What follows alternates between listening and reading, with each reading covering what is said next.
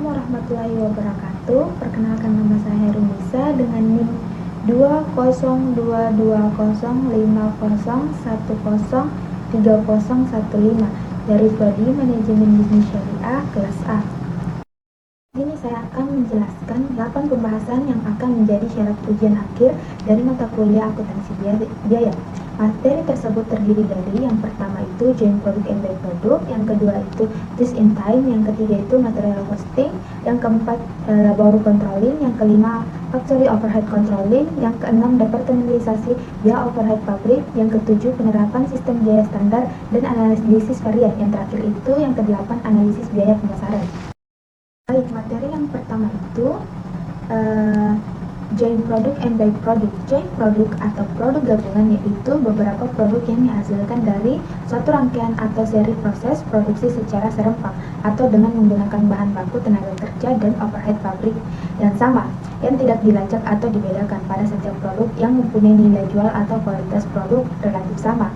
Contohnya perusahaan industri minyak bumi mengolah minyak mentah menjadi bensin, minyak tanah, oli, dan lain-lain. Sementara produk sampingan adalah produk yang dihasilkan dari proses produk bersama, tetapi produk ini nilainya relatif lebih rendah dibandingkan produk utama seperti gas dan tar yang dihasilkan dari produk arang, biasanya memiliki nilai sisa. Dalam beberapa kasus produk sampingan adalah sisa atau sampah seperti serbuk gergaji di tempat penggergajian kayu.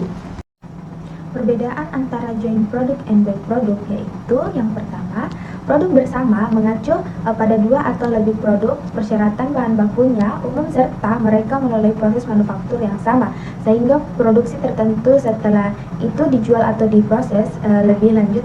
Sebaliknya, produk sampingan menyinggung produk dengan nilai yang dapat digunakan rendah yang diproduksi bersamaan dengan produk yang memiliki nilai penggunaan yang tinggi. Yang kedua, produk bersama memiliki nilai jual yang sama dan itulah sebabnya tidak satupun dari mereka dapat dianggap sebagai produk utama. Sebaliknya, nilai jual produk sampingan relatif lebih rendah daripada produk utama.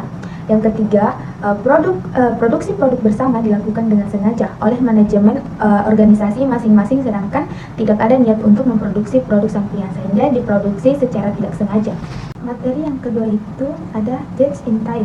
Yang dimaksud dengan just in time adalah pendekatan manufaktur yang mempertahankan bahwa produk-produk harus ditarik dari seluruh sistem dengan adanya permintaan dan bukannya mendorong seluruh sistem dengan jadwal yang tetap untuk mengantisipasi permintaan. Sistem produksi just in time, di mana suatu organisasi membeli bahan baku dan bagian-bagian memproduksi komponen hanya ketika mereka diperlukan dalam proses produksi. Tujuan dan manfaat just in time. Yang pertama, tujuan just in time itu ada 8. Yang pertama, menghasilkan produk. Yang kedua, memproduksi dalam jumlah kecil. Yang ketiga, mengeliminasi pemborosan. Yang keempat, memperbaiki aliran produksi. Yang kelima, menyempurnakan kualitas produk. Yang keenam, karyawan yang berkompeten. Yang ketujuh, menghilangkan ketidakpastian. Yang kedelapan, penekanan pada pemeliharaan jangka panjang. Selanjutnya, manfaat dari just in time ada 7, yaitu yang pertama, mengurangi ruangan gudang untuk menyimpan barang. Yang kedua, mengurangi waktu dan penundaan jadwal produksi. Yang ketiga, mengurangi pemborosan barang rusak dan cacat dengan mendeteksi kesalahan pada sumbernya. Yang keempat, penggunaan mesin dan fasilitas secara baik. Yang kelima, menciptakan hubungan yang lebih baik dengan pemasok. Yang keenam, audit pabrik yang lebih baik. Yang terakhir, ketujuh, pengendalian kualitas dalam proses. Selanjutnya di sini ada keuntungan just in time, yaitu terdiri dari yang pertama, seluruh sistem yang ada pada perusahaan dapat berjalan lebih efisien. Yang kedua, pabrik mengeluarkan biaya yang lebih sedikit untuk mempekerjakan para stafnya. Yang ketiga, barang produksi tidak selalu harus dicek, disimpan atau direktur kembali. Yang keempat, kertas kerja lebih simpel. Yang kelima, penghematan yang telah dilakukan dapat digunakan untuk mendapat profit yang lebih tinggi. Materi yang ketiga itu ada material costing. Material costing atau biaya bahan baku adalah seluruh biaya untuk memperoleh sampai dengan bahan siap untuk digunakan yang meliputi harga bahan ongkos angkut, penyimpanan, dan lain-lain. Selanjutnya, terdapat masalah-masalah khusus yang berhubungan dengan bahan baku, yaitu yang pertama, sisa bahan. Bahan yang mengalami kerusakan di dalam proses pengerjaannya disebut sisa bahan. Yang kedua, Produk rusak adalah produk yang tidak memenuhi standar mutu yang telah ditetapkan secara ekonomis, tidak dapat diperbaiki menjadi produk baik.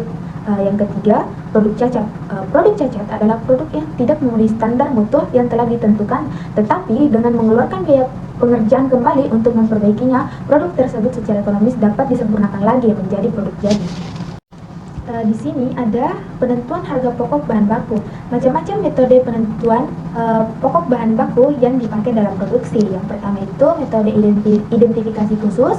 Yang kedua, metode masuk pertama keluar pertama. Yang ketiga, metode masuk terakhir keluar pertama. Yang keempat, metode rata-rata bergerak. Yang kelima, metode biaya standar. Yang keenam, metode rata-rata harga pokok bahan pada akhir bulan. Materi yang keempat itu labor controlling. Labor controlling adalah serangkaian aktivitas yang dilakukan untuk mengawasi dan mengatur tenaga kerja dalam suatu organisasi. Ini mencakup pengelolaan aspek-aspek seperti penugasan kerja, pemantauan produktivitas, evaluasi kerja, dan pengembangan keterampilan karyawan. Selanjutnya itu ada produktivitas dan tenaga kerja. Produktivitas tenaga kerja dapat didefinisikan sebagai suatu ukuran kinerja produksi dengan menggunakan pengeluaran atau usaha manusia sebagai tolak ukur. Dalam hal ini, jumlah barang dan jasa yang diproduksi oleh pekerja. Dalam arti yang lebih luas, produktivitas dapat dijelaskan dengan efisiensi sumber daya yang diubah menjadi barang atau jasa. Di sini terdapat 3 jenis rencana upah insentif. Yang pertama, rencana unit kerja langsung.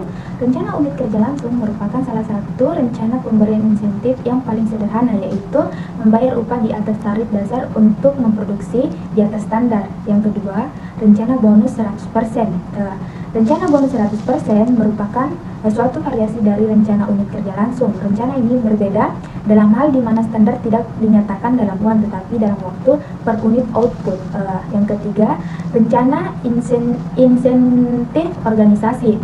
Rencana insentif organisasi atau juga dikenal rencana pembagian keuntungan organisasi ini mengharuskan manajemen mencari partisipasi pekerja dan secara berkomitmen untuk menyukseskan rencana pemberian insentif tersebut. Di sini terdapat akuntansi untuk biaya-biaya yang berkaitan dengan tenaga kerja. Di dalamnya terdapat biaya seperti yang pertama penghasilan lembur, yang kedua pembayaran bonus dan kompensasi yang tertunda, yang ketiga tunjangan cuti, yang keempat rencana upah tahunan dan program pensiun. Materi yang kelima itu ada factory overhead controlling.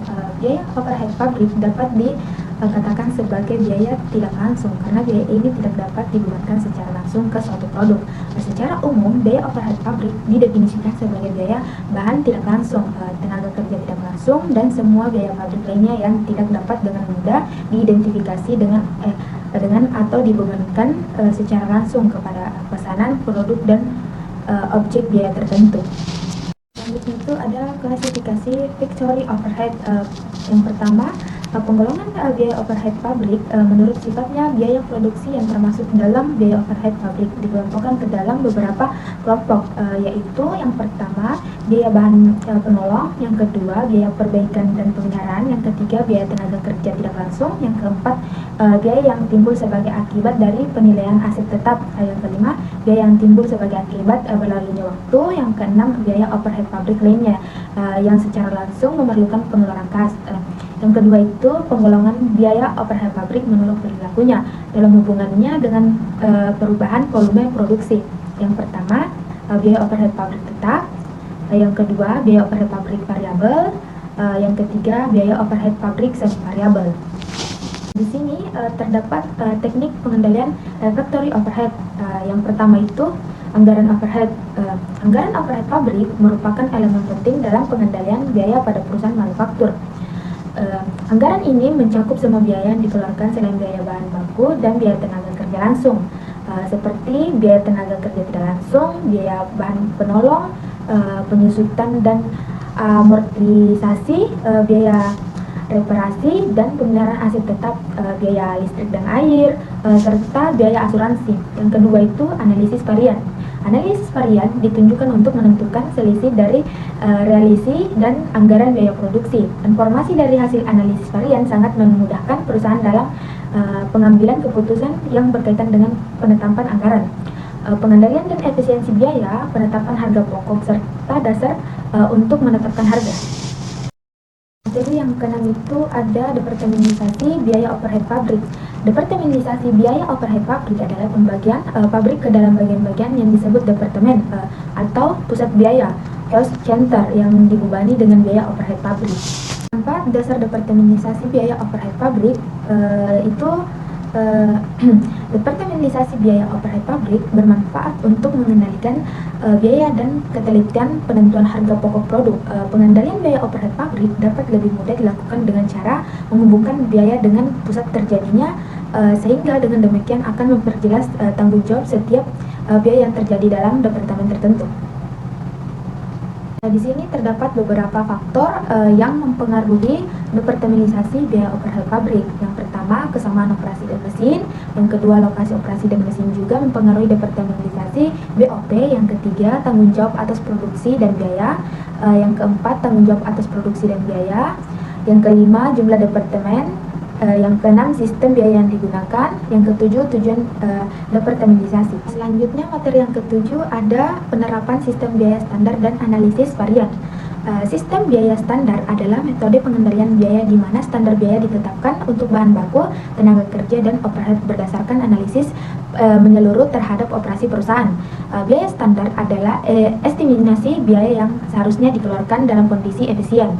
Analisis varian adalah proses membandingkan biaya aktual dengan biaya standar untuk menentukan penyimpanan atau varian. Analisis ini membantu mengidentifikasi area mana kinerja tidak sesuai harapan dan pemahaman penyebab varian.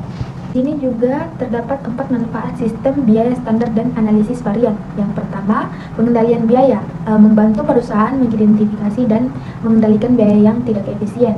Yang kedua, penilaian kinerja, menyediakan tolak ukur untuk mengevaluasi kinerja operasional dan manajerial. Yang ketiga, pengembalian keputusan, memberikan informasi yang akurat dan relevan untuk pengambilan keputusan yang lebih baik. Yang keempat itu membantu dalam perencanaan anggaran dan proyeksi biaya masa depan. Di sini juga ada jenis-jenis varian. Yang pertama itu varian harga. Varian harga atau price variance adalah perbedaan antara biaya aktual yang dikeluarkan untuk memperoleh bahan atau jasa dengan biaya yang seharusnya dikeluarkan berdasarkan standar harga yang telah ditetapkan sebelumnya. Yang kedua itu varian kuantitas. Varian kuantitas atau quantity variance adalah perbedaan antara jumlah aktual bahan baku atau jam tenaga kerja yang digunakan dalam produksi dengan jumlah yang seharusnya digunakan berdasarkan standar yang telah ditetapkan sebelumnya. Selanjutnya itu ada tujuan analisis varian. Yang pertama, mengidentifikasi penyebab perbedaan antara biaya aktual dengan biaya standar. Yang kedua, membantu manajemen dalam pengembalian keputusan untuk meningkatkan efisiensi operasional. Yang ketiga, membantu kinerja operasional perusahaan dan mengendalikan biaya produksi. Yang selanjutnya itu ada keunggulan sistem biaya standar. Yang pertama itu perencanaan biaya yang lebih akurat. Yang kedua, meningkatkan pengendalian biaya. Yang ketiga, penyediaan dasar evaluasi kinerja. Yang terakhir itu ada keunggulan analisis varian. Yang pertama, identifikasi masalah dengan cepat. Yang kedua, pengambilan keputusan yang lebih baik. Yang ketiga, mendorong perbaikan berkelanjutan. Yang terakhir itu ada materi analisis biaya pemasaran. Biaya pemasaran adalah biaya-biaya yang terjadi untuk melaksanakan kegiatan pemasaran produk. Contohnya, biaya iklan, biaya promosi, biaya sampel. Biaya pemasaran dalam arti sempit dibatasi artinya sebagai biaya penjualan, yaitu biaya-biaya yang digunakan untuk menjual produk ke pasar. Selanjutnya itu ada manfaat analisis biaya pemasaran. Yang pertama, manfaat analisis biaya pemasaran menurut jenis produk itu dibagi lagi menjadi beberapa bagian. Yang pertama, menentukan tingkat keuntungan tiap-tiap produk. Yang kedua, memberikan informasi biaya dalam bentuk menentukan jual harga. Yang ketiga, membantu dalam memperkirakan pengaruh perubahan produk atau metode penjualan produk terhadap biaya laba. Yang kedua itu ada manfaat analisis biaya pemasaran menurut daerah pemasarannya. Itu dibagi menjadi beberapa bagian. Yang pertama itu mengendalikan biaya pemasaran tiap daerah pemasaran. Hal ini sangat penting apabila pengendalian biaya tersebut dikendalikan langsung oleh cabang yang bersangkutan. Yang kedua itu mengarahkan pemasaran produk pada daerah-daerah yang memberikan keuntungan yang tinggi. Dan terakhir itu ada langkah-langkah yang harus dipenuhi dalam menganalisis biaya pemasaran. Yang pertama itu menggolongkan jenis biaya pemasaran menurut fungsinya. Yang kedua itu menentukan jenis analisis yang akan dijalankan. Yang ketiga, menggolongkan jenis biaya pemasaran ke dalam biaya langsung, biaya setengah langsung, dan biaya tidak langsung. Yang keempat itu menentukan dasar akumulasi biaya pemasaran. Yang kelima, mencari hubungan antara biaya pendapatan yang diperoleh dari pengeluaran biaya tersebut untuk setiap jenis produk, daerah pemasaran, besar order, atau saluran distribusi. Mungkin itu saja presentasi dari saya. Sekian dan terima kasih. Assalamualaikum warahmatullahi wabarakatuh.